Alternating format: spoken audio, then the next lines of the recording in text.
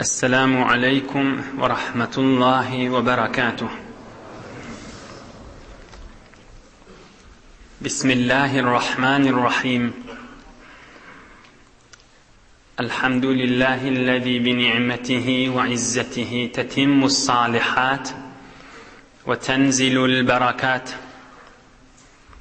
الحمد لله الذي هدانا لهذا وما كنا لنهتدي لولا أن هدانا الله.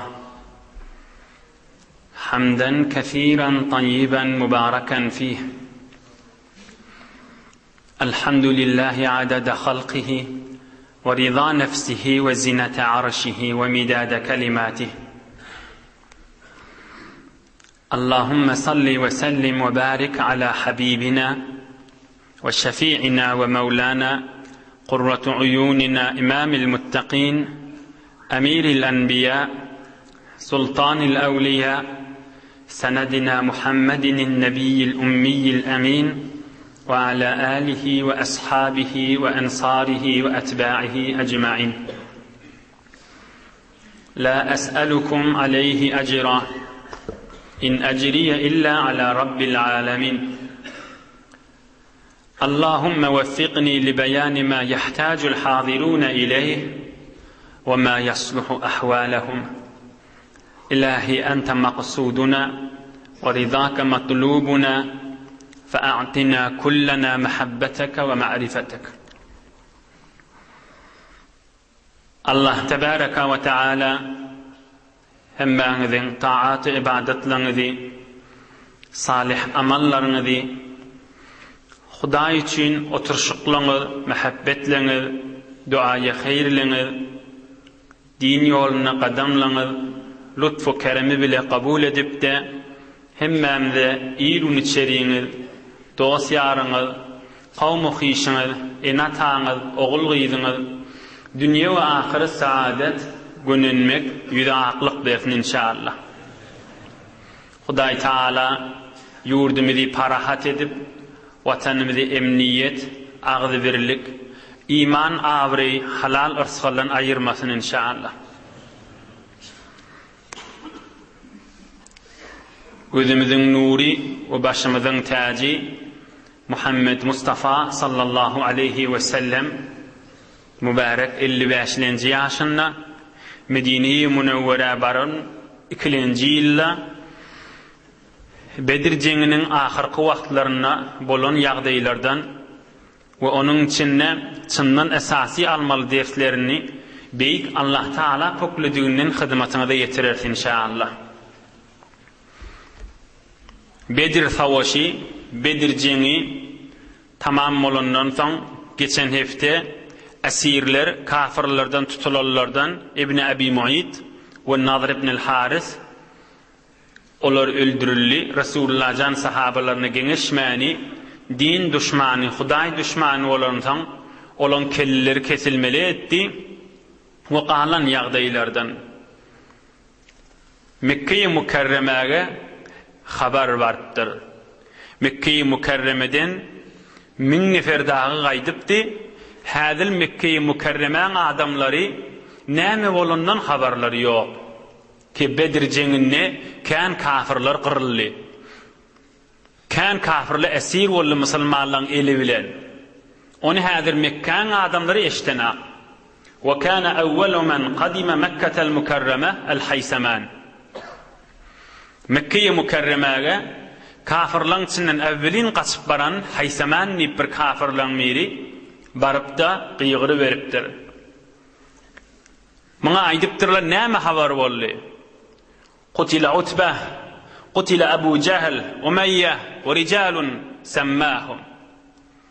ببرقي غربتر أبو جهل öldürüldü, Umeyye öldürüldü, falany öldürüldü. Olaqan adamlardan tana beripdir. Ohum bir Safwan diýen biri oturanmış. Olay edipdir, eşin aklı doğru diýip. Yani şol adam akyllan çaşanlar hesap etipdirler. Aklı var bolsa Abu Cehl falani öldürülen neldir? Musulmanlar 300 neferin döwregi, emma kafirler 1000 nefer bolup gitdiler. Abu Cehl näziri öldürülsin diýip, şu akyllan şaşýa haw diýipdir Safwan diýip bir adam. Qawqulagasın. Wallahi iyi aqil hada fas'aluhu anni. Oturan adam aýdypdyr, şun akly barmy diýipdir. Menni bir sorak görüňşi, Safwan näme diýip diýe. Safwan öldürildi diýer aşy diýipdir. Ne otydy abi? Ona aýdypdyrlar, Safwan nätti diýende diýipdirler. Safwan ine otydy diýipdir o da. Men aklym ýerinde diýipdir. Ebu Cehl öldürildi ýöne. Umayy öldürildi, Utbe öldürildi. Ve ey Safwan, sen däden menen dogunyňdy öldürildi, men gözüm menen gördüm diýipdir. Ohan Ebu Leheb tebbet yeda Abi Leheb. Ol jenge gitmäpdi. Ol galypdy. Bedir jengine bir uzur bilen galypdy. Ebu Leheb be habar eşitip hawasy gaçyp Ebu Sufyan'ı gözleşipdir. Ebu Sufyan o muğa musulman bolmadyk wagtymış. Oham Ebu Sufyan gelenne ey doganymyň ogly näme habar boldy diýipdir. Bedir jengine musulman we kafirin arasynda pak dinimizde awwelin bolan olaqan jeng näme habarla boldy diýipdir. Ona Ebu Sufyan aýdypdyr: "Ma huwa illa an laqiyana al-qawm famanahnahum aktafana. Yaqtuluna kayfa şa'u. Ya'siruna kayfa şa'u." Ey ağam diýipdir.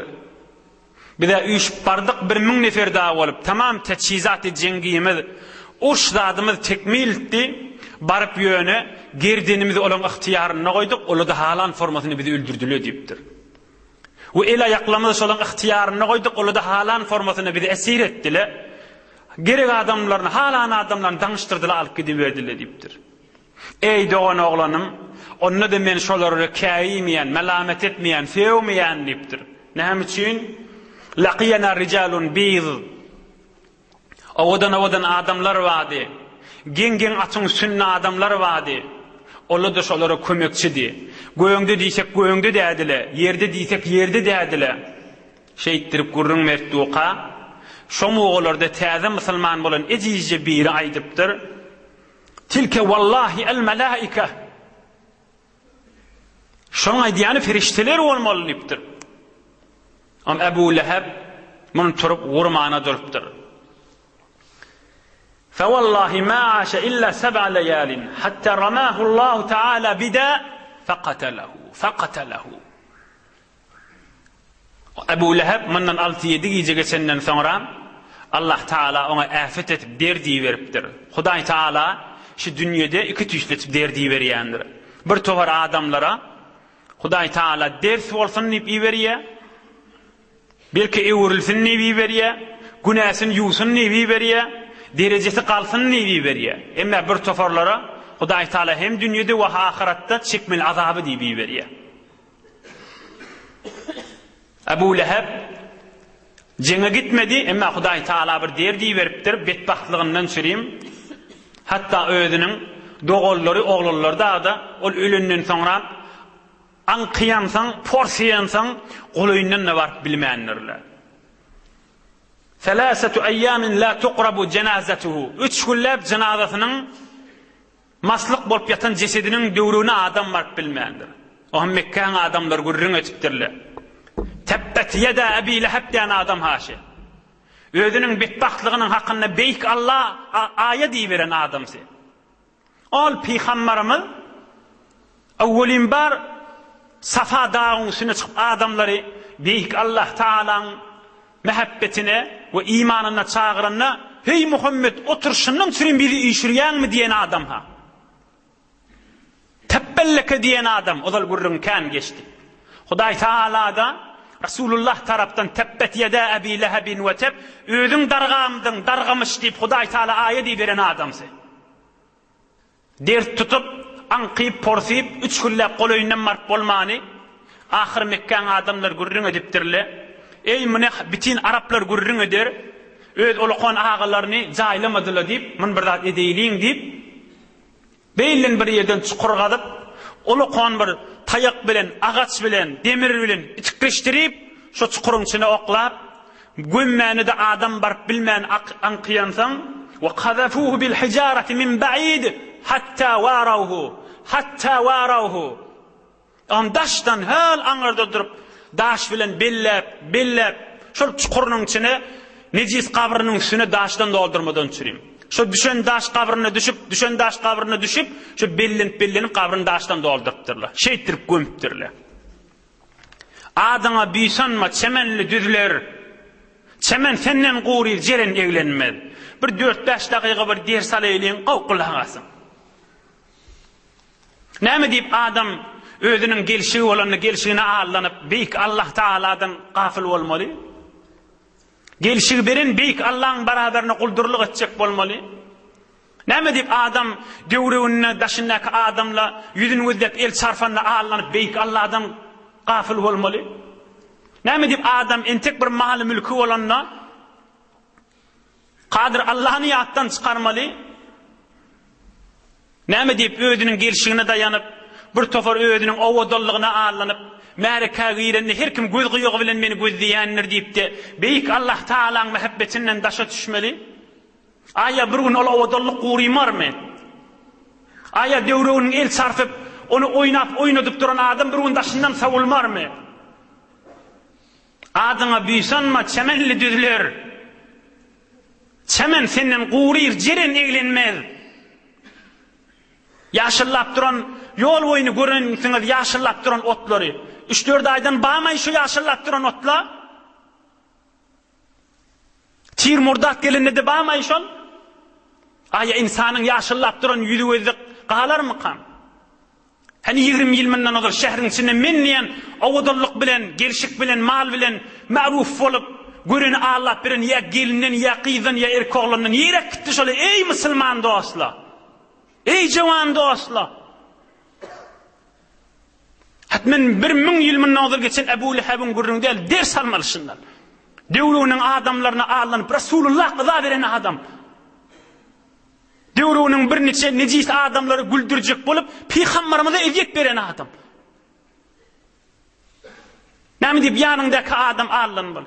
Hem şol owodallygyna allanyp beren bir neçe gelirler, gyzlar we bir neçe jawan oglanlar 20 ýyl menden ol ýokdumy? Şähriň içinde ýokdumy? Oboda ýokdumy? Ey musulman dogully hem şola.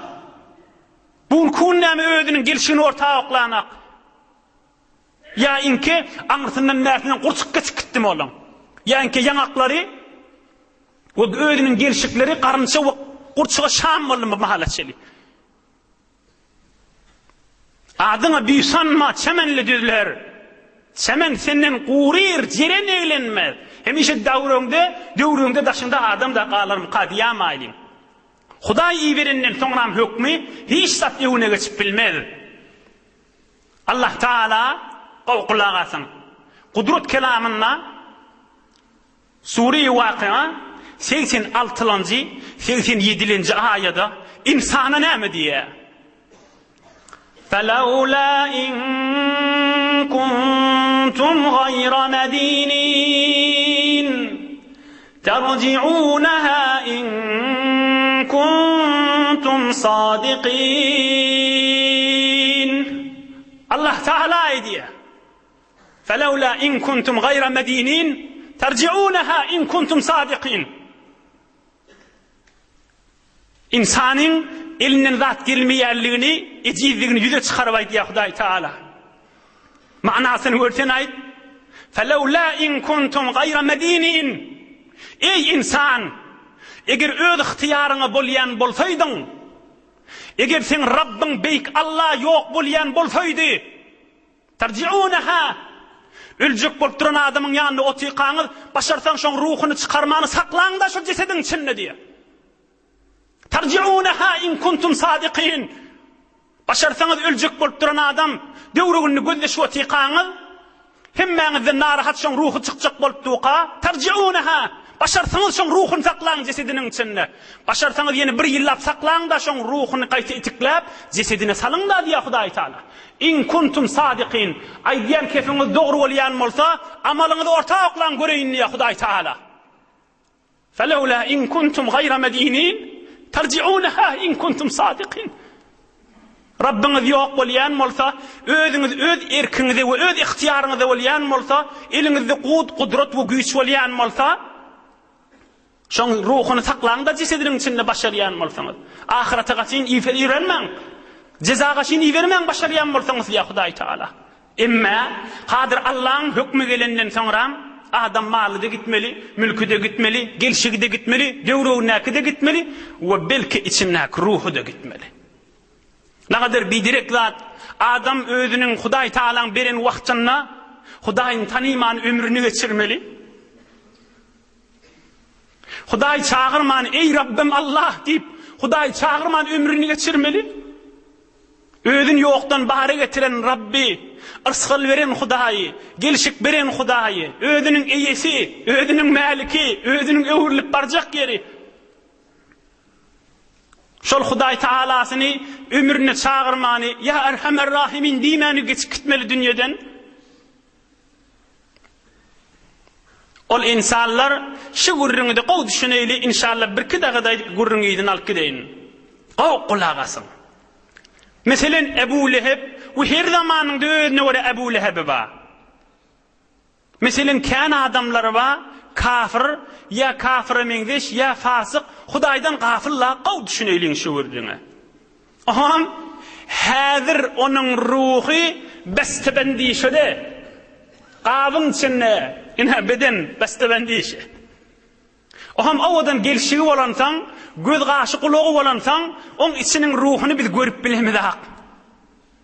Onun içinin ruhu necis. Aham işte dünyadan geçenne, onun ruhi bestebendiden çıkıyor. Cesede kabra kaşın gitti de, ama ruh çıktı. Bana cehenneme oklamasan başladı yaranak. İnni belli veliye nâmeti. Taqilaf enderbevet baqîmet est, çün burun şut suhtan ra alet est. Taqilaf enderbevet baqîmet est, hadir qalafın içinde, hadir bestan içinde ruhi. Hemmamizin ruhumuz bestamizin içinde şuma. Qalafın içinde, qînin içinde, qavın içinde. Çün burun şut suhtan ra alet est. Kafir adam ruhu çıktı mı, cehenneme oklamasın başka da yaranak. Ebu Leheb'in ruhu çıkıp birak barsın. Cennetin haysi uşesine varsın. Ne yüz bilen varsın. Allah Teala'nın haysi rahmetine girmeli. Ne yüz bilen barmalı? Biz gününün insan, özünün ömrünün vaktinin kadrini bilip de beyik Allah'ın rahmeti ve hidayeti ve nuru bereketinin eteğinde yaşar, iman benim ötene adamdır. Emme gurrun iyiydi. Kafirlara haber vardı. Olara heyranlı olup qaldılar. Peygamberimiz da esirler bilen Medine-i Münevvere gaşin gelýän yolla. وَلَمَّا رَجَعَ النَّبِيُّ الْمُصْطَفَى صلى الله عليه وسلم إلى المدينة المنورة. Peygamberimiz sahabalar bilen 70 tane esir ikisi öldürüldü, qalanlar bilen Medine-i Münevvere gelýänmiş. Ey musulmanlar, mın içindeki dersi dikkat edin. Ohun Peygamberimiz yolla aydıptır, palan esir sen sakla, palan esir sen sakla, palan esir sen sakla deyiptir. Şolara aydıptır, istavsu bihim hayra. Ey musulmanlar, ey sahabalarım deyiptir. Şu kafir esirler qav saklan deyiptir. Ey kafir esirler qav saklan deyiptir. Cin meydanındaki esirler haşıla. Kafirin ertişinin içindeki kafirler haşıla. İstavsu bihim hayran, şılara qavlıq edin deyiptir. Sahabalar näme edipdirler? Ey bunun imanı näme? Resulullah bize buyurdu, esirlere yaxşılık edin diyensen, azıcık çörükleri varmıştık. Hurmalar kenmiştik, çörükleri azmıştık. Çörüklerin esirlere veripdirler, bize gerek değil deyipdirler. Resulullah bize buyurdu, size yaxşılık edin deydi deyipdir. Ey kafir adamlara ha! Näme deyip son Resulullah buyurdu bize, şulara yaxşılık edin deyip aytdı deyipdir. فَكَانُوا إِذَا تَعَشَّوْا أَوْ تَغَدَّوْا آثَرُوهُمْ بِالْخُبْزِ وَالْخُبْزِ مَعَهُمْ قَلِيلٌ. Subhana Şam yolu yerlerine çörüklerin esirleri verýärmişdikler. Öller çörüksiz hurma ýermişdikler. Näme deyip Resulullah can bize yaxşılık edin deyip buyurdu deyipdirler. وَكَانُوا يَحْمِلُونَهُمْ وَهُمْ يَمْشُونَ كَذَا فِي الْمَغَازِي لِلْوَاقِدِ. Oham yolda gelýär qala esirlerin diýämindir ýermişdikler. Öldür piyada qaytyamışdık. Resulullah bir de tapşırdı size yaxşılık edin diýmişdik. Bulan kalbinin nuru näme? Bulan imanları näme? Bulan Allah Taala Resulullah muhabbeti näme? Bulan qaharlarynyň ýutuşlary nähilli? Oğrunça yoksa şolar vurulmaly. Oğrunça öldürülmeli, her ızahalar berilmeli ki şana. Emma yok, Resulullah bize yaxşılık edin deyip tapşırdı deyipdirler. Qarınlaşmy? Müslüman mı hatta aqal şolar? Yok. Öz ýagdaýlarymyz gözläp göreýin. Hudaý Taala Qur'an-ı Kerimde oğulgyzyňyza yaxşılık edin, enataňyza yaxşılık edin, doganjyklaryňyza yaxşılık edin diye şolara yaxşılık etip bilýäsmiler? Bulary görüp Resulullah aýtdy diýip kafir adama yaxşılık etip durlar. Özümizin doganymyza şey etip bilýäsmi? Çörek ba, özleri ýenakla asirlere berýärler diye. Bilen nagat imanlar qabi. Bilen nagat merde adamlar. Özünün doganlamyza şey etip bilýäsmi? Doganla enatamyza etip bilýäsmi şunu? Bu husus öýlenenden soňra. Ya özünün hemsayasyna, ya başga bir musulman doganlaryna ki bu kadar Resulullah zanny büýürýär. Yaxşylyk göremizakmy doganlarymyzdan? Dogry aýtýan göremizä. Aýa şu sahabalar kafirlerden yaxşylyk görüpdirlermi gowluk edýärler. Fakat Resulullah büýürdi diýip etýärler. Fakat Resulullah büýürdi diýip etýärler. Yaxşylyk görmedik-de, qadir Allah'ın rezaýaty bahadam şu gowlugymyzda. Bir zinany özünün adamsyny şu zir gowluk etip bilýärmi? Ya adamsy özünün zinanasyna. Ol dogolluk, ol musulmanlyň arasyndaky yaxşylygy Peygamberimizin sahabalarynyň arasynda gurrunda girjek bolsak, onu bir gurrundan goýamaly. Teberrüken bizi deňetini aýdyn, gysga çykýylyny. Inni yankuruna kafirlaryň arasynda, kafirlary owsaklaha wetile esirleri Resulullah jan tapşyrdy diýip. Öz aralaryna kini wezde Hazreti Ali Murtaza radıyallahu anhu Cafer diýen dogany şehit bolýar, odal gurrun geçenler. Cafer'e tayyar, cennetin içinde uçýan Cafer. Şol şehit bolupdyr, bir neçe çağalary galypdyr. Peygamberimiz sahabalaryny ýeşiripdir. Cafer tayyarın çağalaryny kim saklajak diýipdir. Sahabalar bir derre oturupdyr. Ya Resulullah men saklajak diýipdir. Ol men saklajak diýip kevin töketmäke ýene bir turupdyr. Men saklaýyn na diýipdir. O da töketmäke beýlen bir turupdyr. Men saklaýyn na diýipdir. Tamam sahabalar näme diýe? Medine'de en garip adamlar men saklaýyn na diýip ellerini adyrşardy diýe. Şol jemiň içinde en fakir sahabalardy diýe öýlerdi. Özlerinin çörükleri, suwlar gaýga adamlardy diýe. Medine'de en garip adamlar men saklaýyn wetile diýdi. Näme diýip Resulullah'y hoş etjek bol. Allah Taala'nın rizaýetini tapjak bol. Näme diýip şular fakat gurrun bolup galmaly. Näme diýip şular fakat hekaýe bolup galmaly. Hi bolmany özümizin içerimizden çirim. Eğer hele bir-birine ananmalı, gün beter bolup barýar. Eğer hele bir-birine anananak 5 ýyl oğlum şoklu bolupdyr, häzirde anananak. Enata oğul gyz şeýle, dogan şeýle. Hemmiz bir-birini betkuman, bir-birini bir zat diýjek ýanyk, diýmäke diýdi. Hulasa Resulullah janyň sahabalary esirler bilen gelýänmişler, Resulullah janyň şulara ýakşylyk edin diýipdir. İslam dinini aýdýan radyny özde, başyň aýdýan gurrunyň özde. Olar da ýakşylyk etipdirler. Diýämindirýämişdi, piyada gaýtýamışdyk. Çöreklerini berýämişdi, öller çörekli diýämişdik. Medine-i Munawwara gelipdirler. Esirleri näme etmeli bolmaly? Bir neçe esirleri Resulullah'dan hiç zat almahny, hiç zat diýmän azad etipdir. Ve bir neçe esirleri fidye alıptır, fidye.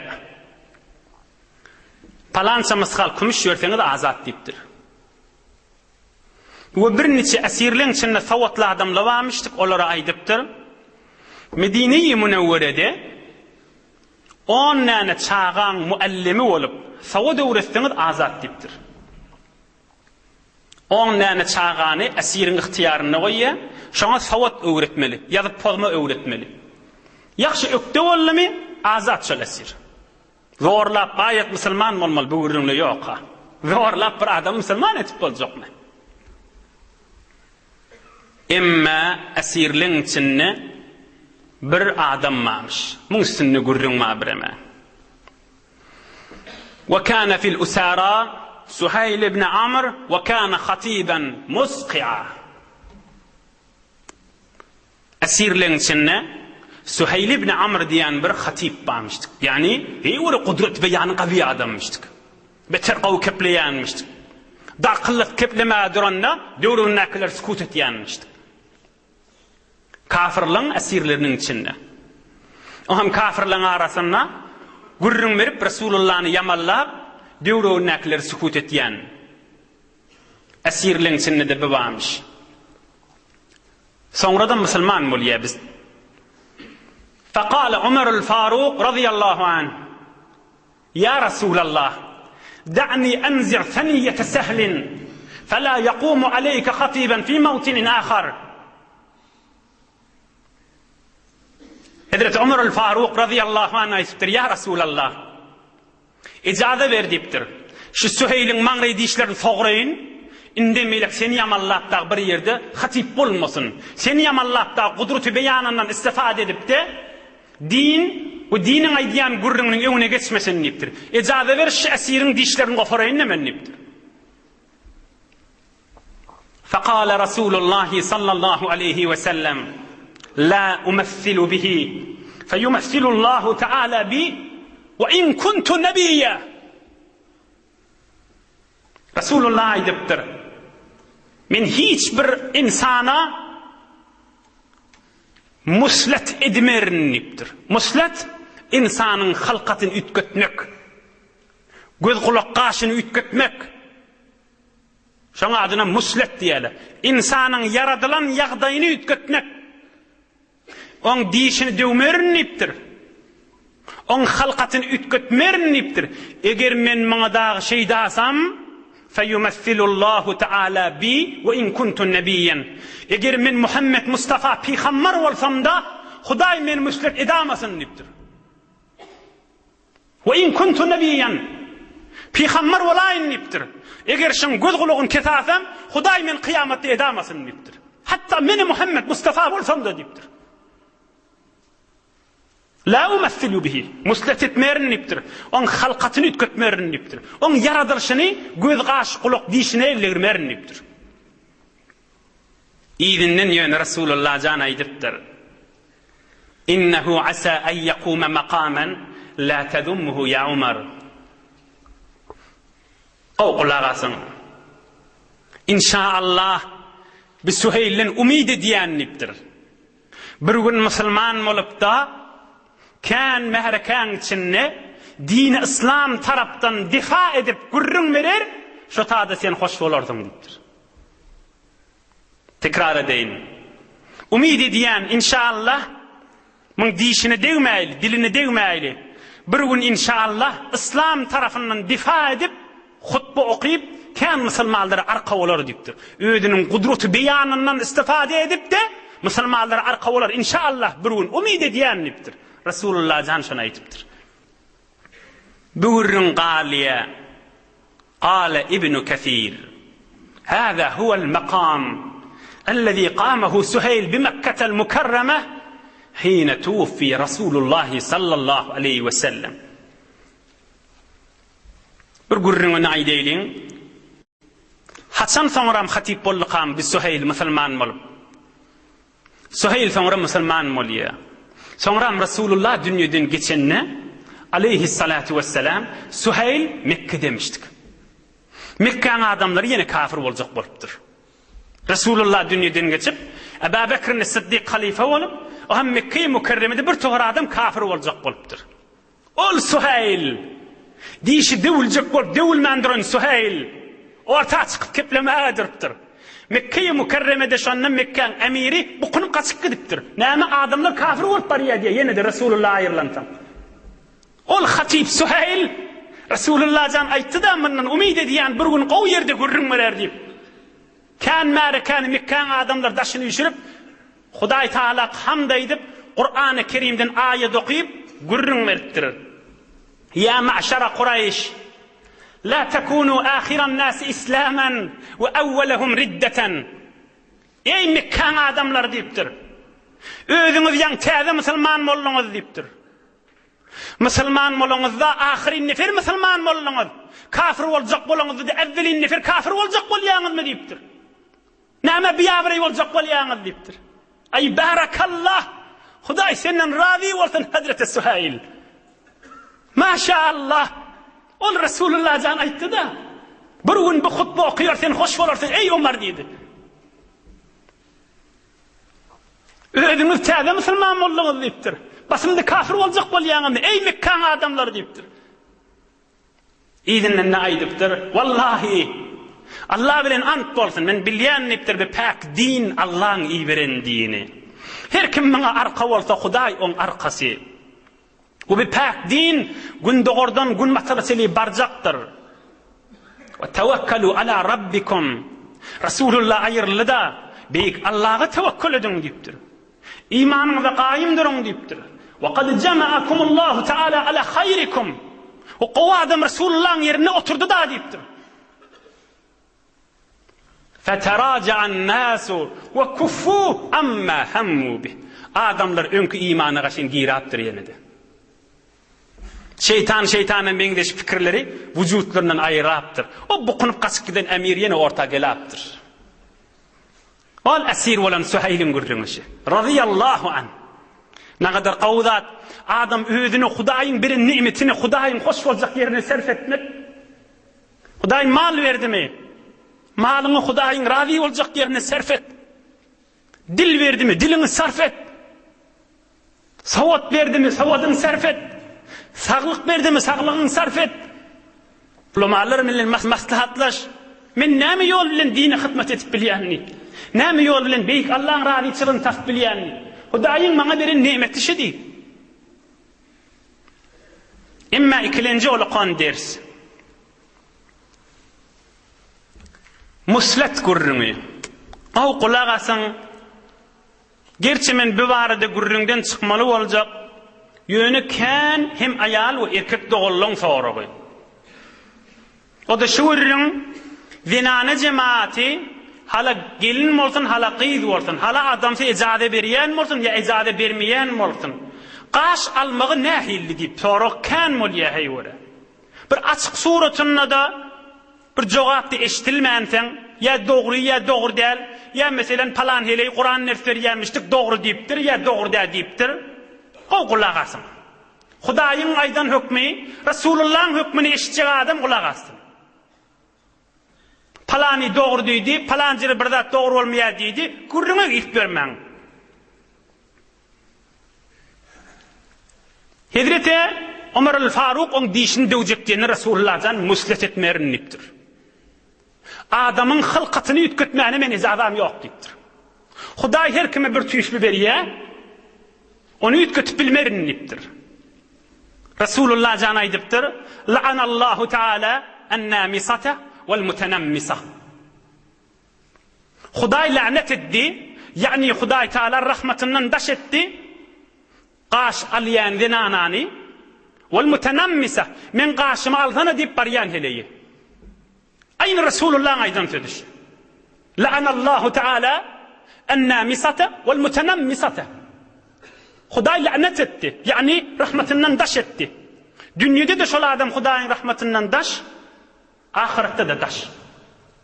En-namisata gaş aýryan denana, vel-mutenammisata men gaşymy aýyrsana, ya meselen aýdylýan men gaşym temizlesene, arassalasana diýip barýan denana, Hudaý ikisini de lanet etti diýipdir. Hi Kur'an'da yok onu bu gurrun diye vaydiliye. Hudu Kur'an-ı Kerim'de var. Metni Kur'an-ı Kerim beyk Allah'ın kelami Suriye Nisa 119. ayeti. وَلَآمُرَنَّهُمْ فَلَيُغَيِّرُنَّ halqallah. Şeytan aydıptır. Hudaýyň huzuruna qasam çyp aydypdyr. Ey Rabbim diýipdir. Andi çiýan sen menen nipdir. Adamlara bar waswas ederin. Bu kadar waswas ederin. Bu kadar waswas ederin. Sen menne suwdyňma? Sen bizre araýaş etmesen pul ýerden çykarman. Aja ölmelimi sen diýerin nipdir. Sen gelişike girmesen, halka wara bolmasaň bolmarahym diýerin. Bu kadar girerin nipdir. Fala yugayyirun halqallah. Hudaýa sen yaratşyňdan nady ütgetdirerin şol adamlar diýipdir. Sen bir gaş berdin, şol nady gelişiksiz kökederin gözlerine diýipdir. Ya gerçlerine, ya bazılarına, çigillerine hakub yettirerin diýipdir. Özlerine gelişik berdirjek bolup diýipdir. Fala yugayyirunna şol adamlar ütgederle halqallah Hudaýyň goýan halkyny. Ya'iduhum ve yumannihim aýatyň ýyly şeytan olara wa'de berýär, şolary hay howasy oklaýar. Ajyp gelişikli boldun. Döwründe şeytany mendeş inni gelişikli boldun. Inni ýüzüň arasynda boldy. Inni birine eline pul jady geldi. Ya'iduhum ve yumannihim arzuwa oklaýar. Ve ma ya'iduhumuş-şeytanu illa gurura. Allah aýdýar. 120-nji aýatda. Şeytan olary allapdy. Ya'iduhum ve yumannihim ve ma ya'iduhumuş-şeytanu illa gurura. Resulullah açyk aýtdy, ýankyda Allah Taala'nın kelamy. Emma şoň gurrun içinde bitin qaşyma arassalajak diýip at bolýar. Gowgulagasyn. Temizlemek ady bar. Näme qaşyň temizlemäňdirsiň? Näme qaşyň arassalamaňdirsiň diýip. Şu aýdylýan gurrunly kime aýdylýar? Hudaýa we Resulullah imany bar adama aýdylýar. Hudaýa Resulullah imany ýok adamyň gurruny öz başyna ahym. Hudaýa we Resulullah imany bar adam gow bilýändir temizlidigi adamyň gözi haramdan temiz bolsa, adamyň gulagy haramdan arasda bolsa, adamyň dili Hudaýyň haramyndan arasda bolsa, adamyň el ayagy Hudaýyň haramyndan arasda bolsa, adamyň kalbi Hudaýdan gaýrydan arasda bolsa, adamyň kalbi beýik Allah muhabbeti bilen ýalpyrlap dursa. Mene hem musulman bilýär ki, näjire oň adyna arassalyk diýip aýtmaly. Hudaý Taala Qur'an-ı Kerim'de Sebbih ismaň içinde hemmemiz bilýän suramyzda. Qad aflaha man tazakka. Arassa adam gününni diýipdir Hudaý Taala. Arassalyk dini düşündirjek bolýarmy ýa-ni ejil insan? Arassalyk Hudaýy düşündirjek bolýarmy? Arassalyk Resulullah düşündirjek bolýarmy? Arassalyk Qur'any düşündirjek bolýarmy? Hudaý aýdýar, qad aflaha man tazakka. Her kim temiz bolsa gönünni diýär Hudaý Taala. Tazakka arassa bolsa, ýani göz gulagy haramdan arassa bolsa, el ayagy haramdan arassa bolsa, kalbi haramdan arassa bolsa. Näme diýip ona temizlemek diýip at goýmaly? Musulman adam haýsy dillen aýtmaly? Ondan açykraga edip aýdyň. Gulak asyn. Ayallı oğlumda düşündürün, düşünülmeyene diyenler umidimiz şeyledir inşallah. Bir yerde, mesela şu oturan yerimizde, 1 kilometrelik yerden hafa cuup akıp baryan motoşon iyisi gelermiş tak. Gelmez. Bir 20 metreden, 30 metrlikten bir necasatın hafan iyisi geliyor. Şu temizlemek diyen gav açıklava aytıp vereyim. Bir cuvun, bir necasatın, bir hafan iyisi 20-30 metrlikten daştan gelmiyor. Bar gelýän bolsa 1 kilometrlikden gelsin. O şäherin hafasynyň iyisi şähere gelmez. Muny hemmemiz bilýär. Imma haram zadyň iyisi, imma günah işin iyisi, imma Hudaý Taalaň lanet eden bir iyisi, qaşyn almak iyisi, bağışlan zina etmek iyisi, ararçmak iyisi. Ve her zadi ki Hudaý haram eden bolsa, belki bu yaş aseman ha berrevet, berdemaqi hur rizvan berşevet. Imma bir adam bir haram iş etse vara, şoň hafalygynyň iyisi, şoň haramlygynyň porsusi, şoň haramlygynyň anqysi bar behiştiň içindäki hur gyzlyňdy burnuna barýar. Belki bu yaş bir aseman ha berrevet, bir demağı huru rizvan bir şevet. Cennetin kapısındaki duran perişteleri de var ya yaşam iyisi. Ey bir Müslüman haram iş et yanmamalı. An kıyade iyisi geliyor diye başçakla diye. Ver temizledi, arasalladı. Neme öyle bir ağlamalı. Yani neme? Müslüman adam ödün haramdan arasalar. Haram an kıymadan arasalar. Yedi kat asmanın içinde porsiymadan ödün arasalar.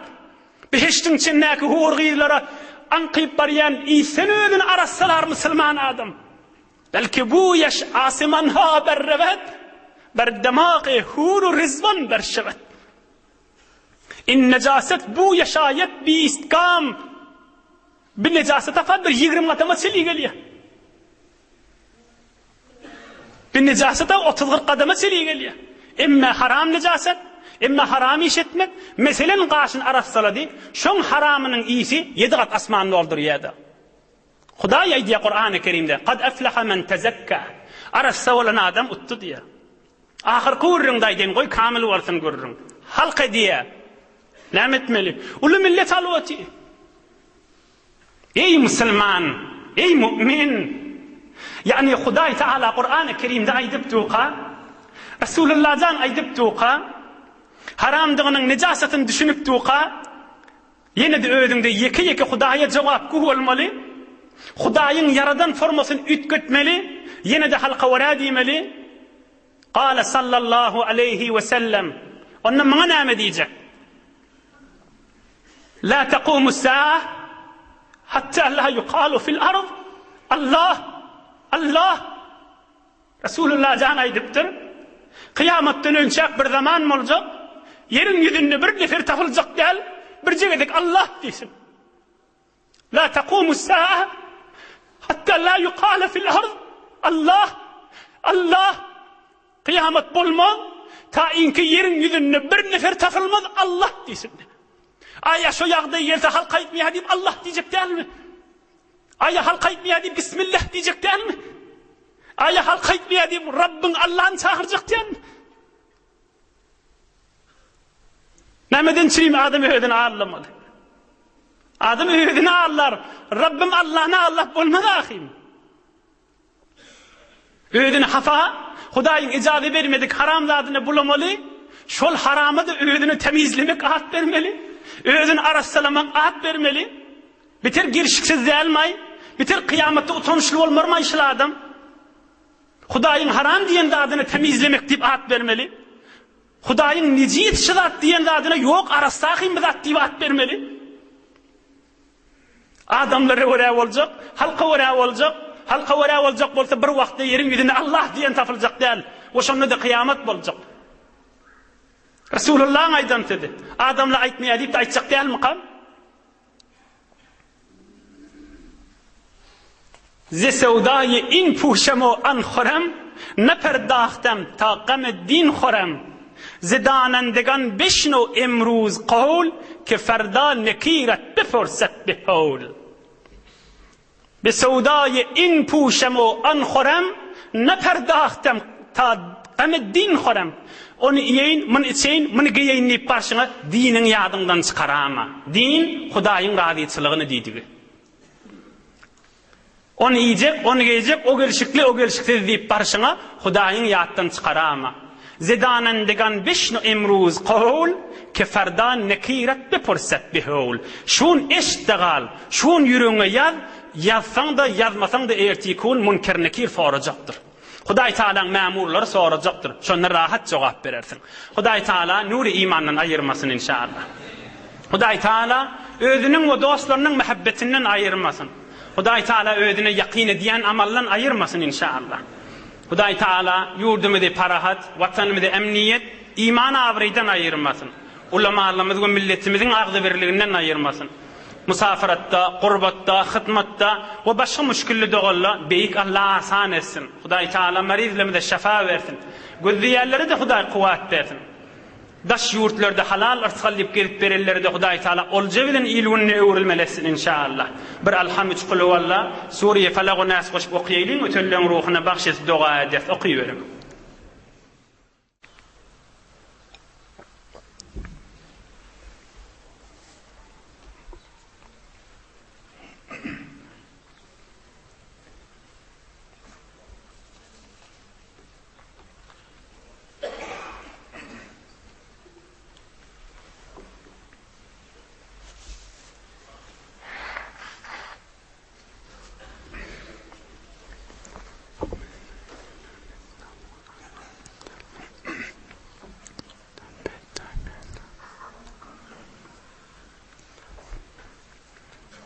سبحان ربك رب العزة عما يصفون وسلام على المرسلين والحمد لله رب العالمين. في لا إله آمين. آمين يا مجيب الدعوات. آمين يا أرحم الراحمين. إلهي آمين. آمين يا قاضي الحاجات. آمين يا مجيب الدعوات. إلهي آمين. إلهي آمين. آمين يا أرحم الراحمين. برحمتك يا أرحم الراحمين. ما شاء الله خيرات. سبحان ربك رب العزة عما يصفون. الحمد